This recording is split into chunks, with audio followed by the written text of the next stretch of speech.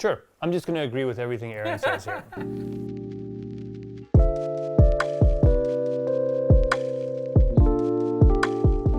Hi, welcome to another episode of Lucky Rock Wine Lounge. I'm Jesse Inman, and remember, bald is beautiful. Beautiful. I'm going to pretend to be Steve Jobs all episode. Cool. And today we'll be talking about wine apps. Buying wine can be kind of confusing. I mean, have you gone to the grocery store wine aisle lately? Yes? Look, there's like 6 types of diapers and like 9,000 wines. I know, it's crazy. It's very confusing. Most people on a Friday night just want to cruise the aisle, find something that they want at a price they're willing to pay, go home and enjoy it. So hopefully we're going to introduce a couple tools that'll make that experience a little easier. Apps can help you with a couple different things. One of them is finding wines similar to wines that you've enjoyed in the past. Yeah. You can kind of catalog the wines that you've enjoyed. Through flavor profiles. Then there's food and wine pairings. If you want to go, oh, sweet, this goes with veal. Sweet. So we're going to go over 3 wine apps that we picked that we either thought or heard were the most popular, and we'll kind of go through the different features and see which one's best and why. Yeah, and we're really going to focus on searching for wines and purchasing a wine too. Yeah. All right, it's that favorite time of the show where Jesse asks you to like and subscribe. Thank you. So to properly evaluate these wine apps, we are doing what most people do. We're going to give them the old turn your head and cough. Yeah. What we did is we went to the Google Play Store and saw what were the most popular options on there. And then from there, we decided to select 3 that we were going to focus on. Yep, that's right. We're Android people. The whole Steve Jobs things make sense now, right? Yep. And because I'm not super good at remembering stuff well, Aaron will list the criteria. We are from a small town. That's right. English No, was... don't speak so good. Yeah, you could pass with a C, no problem. That's right. So all the apps on the list that we're going to review, there's 3 of them. It has you search for wines. Can you find concise information about those wines? And then lastly, can you order those wines? Is the checkout pretty easy? Yeah. And so based on those criteria, we decided to review wine.com, Vivino, and Delectable. All right, so tangibly, we're going to compare and contrast these apps by trying to find a wine that is Pinot Noir, fruit forward, under $25. So it'll be really, we'll do a 1 to 10 scale. So if the app is just super OG, 10, 10, 10, 10, it's gonna score 40 points. Yeah, and so we'll order the wine, we'll kind of show you, run through the app, and then through YouTuber magic, the wine will magically appear, and we will taste it and then confirm if it is in fact in the same realm we were looking for, fruity, etc. Wine.com. Red wine. Red wine.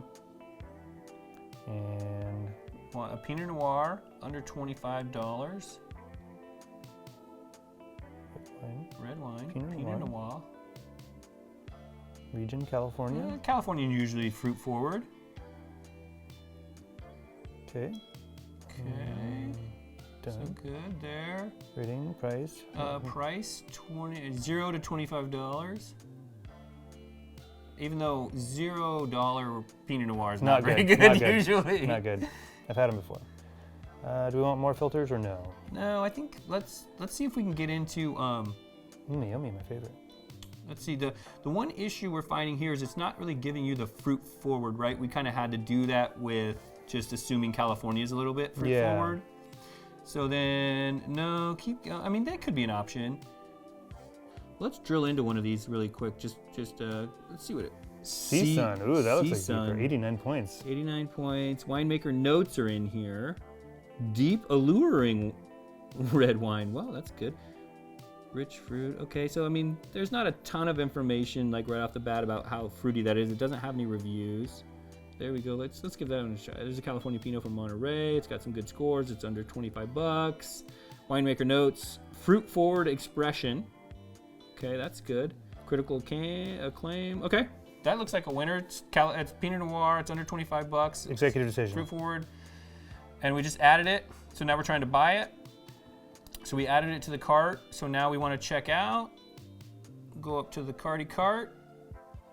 And then this looks pretty easy. Order summary, $15 shipping. So the more you order, the shipping goes down in theory. And then we go to check out.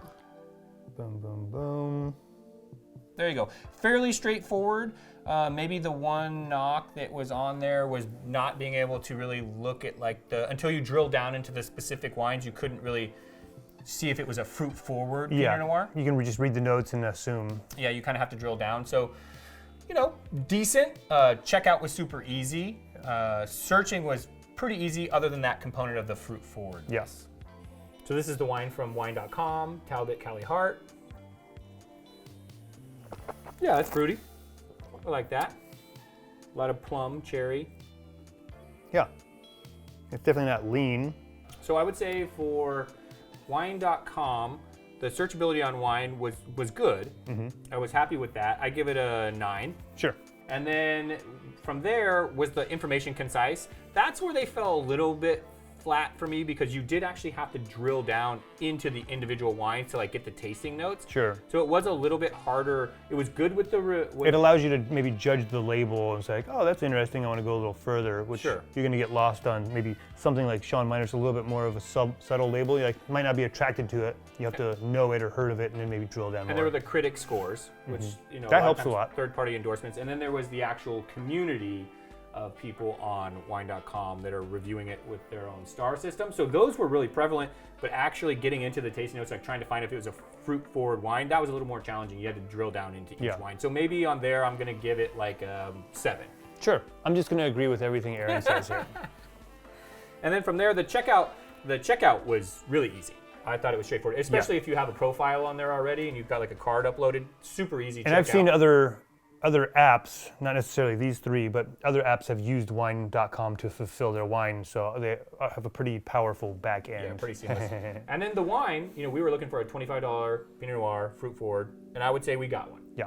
So overall, Success. I would say that that's a 10 out of 10. Yeah. So now we're going to Vivino. Vivino. Okie dokie. All right, we're gonna try the Vivino app now. So up here we got style, say California Pinot. Same criteria. Pinot Noir, under $25, fruit forward. $25. Boom, boom, boom. Taste. Taste, that's pretty cool. You can actually, there's that sliding scale. Let's say a medium-bodied Pinot. A wine similar to myself. Yes. Smooth, very similar to myself. Medium-bodied. Dry, yes, we want dry. Dry, that's going to exclude the Meiomi. Not. Soft to say, how about just middle of the road? Just like everybody else likes. Smooth. People like Bell smooth wines. curve. Okay, done there. Okay. Region, special vintage. And then we've got some pairings and other things up there. So we've been able to kind of do a little bit of sorting here now. So we've got some wines. Now we're looking for stuff under $25 that looks like it's going to fit the profile. So I know this one Everything just over nice. the years. Okay, let's give it a shot. We've got landed on Overlook, the landmark Overlook Pinot Noir. So let's Scroll down. Is there more information underneath it? Summary, great value for the money. So then it's got some highlights on the taste. Well, it's a bestseller in characteristics. Oklahoma. That's nice. Oh, that's good to know. Cherry, strawberry, raspberry. 530 people have used that to describe the wine. That sounds fruit forward. Yeah. Red fruit, red berries. And these are individual people's ratings. That's kind of cool. So that's a lot of information. Cool. Let's fire this bad boy up, huh? Okay, let's buy that wine. Buy it for $23.99. Add to cart. 1 bottle. Shipping $19,000. What? That's a lot of money. All right, so that's the wine there. It's pretty easy. Now we're going to try to check out. And So there's the order, shipping options, and then place the order. blah, blah, blah. Yep. All right. We're not going to go all the way through this and show you our credit cards, but that was pretty simple. Yep. So I haven't had this wine for quite some time. I'm curious if it's still fruity. So I thought the searchability on this one was solid. That one really, it had like the sliders. You were able to really get the wine style. Yeah, because it's more than just fruity. It gives you soft tannic. I'm curious if they line up in general, but we'll see. Yeah, I thought that was solid for sure. This one's definitely like prunier. It's like very fruit forward, but you gotta like plum and like it's a little more raisiny almost. I think we moved the slider over to the relatively soft side, and this is very soft and it's very fruity. So I would say and it was like medium to low on the acid, Yeah. I'd say this is kind of spot on. Yeah, I would agree. So as far as searchability goes, I would give it 10. a 10. Yeah, I thought it was pretty robust. As far as concise information, 10. it's pretty solid. We'll give it a 10. Yeah, The checkout was seamless. Right? pretty easy. The only thing I'll knock it a little bit is because they actually fulfill through wine.com. Sure. So it's not like their own system, so it is a little bit chunkier than actually doing it through wine.com. So we'll ding them a point. So we'll ding them. I'm going to give them an 8. I'm going to give them an 8. Cool. And then from there, as far as wine matching what we searched versus what we tasted, 10 out of 10, 10. So that was pretty solid. for sure. And we're gonna go delectable. Delectable, Okay. $25 fruit forward Pinot Noir. Let's see, where do we? Okay, so just even landing on the first interface. Okay, up there at the top, I see a little search icon. Oh yeah. So we'll try that. We'll do. Type in Pinot Noir. California. Gives you Pinot Noir. California, Oregon. All right, so then it's just starting to spit us up kind of like a feed. It's almost like you have to kind of trust what they, because they don't really give It's it like- ratings per se. It's almost like it's more social media-esque, right? Yeah. It's like some likes. It's almost and- like a feed a little bit, and they do give you some ratings here, and then you can check the price. Back to the very top there, my friend. There's a Oh, I see. price. There's a price rate that which is also Is one mean $5 or Yeah. $10? yeah. J. Lore, Sean Miner. So drill into the Sean Miner. Sonoma Coast, Pinot. Again, we're looking for a fruit forward. We know old Sean. So it's under $25. It's Pinot Noir. It's got some information from Sipping Fine Wine. Has some information on it. And Ryan. I trust Ryan for sure. Ryan, fantastic wine, he said. Raspberry jam. That sounds fruit forward. Nice light Pinot. That doesn't sound jammy, but Light doesn't mean anti-fruity. okay. So again, Okay. you're just kind of trusting. So then, yeah. So then, Normal okay, reviewers. we're gonna go with this one. So then, let's say we want to buy it. Is it intuitive? Buy. Okay. So then you've got obviously the one vintage that we saw. It says you can buy. I'm 21 years or older. Yes, I am. That's right, Peter Pan. One bottle. Address. That's my name. Okay, cool. Blah blah blah. Okay. Now, one thing that's interesting here we're noticing is that when it says confirm and pay, that's shipping from somewhere in Florida. Oh yeah. So that's kind of interesting.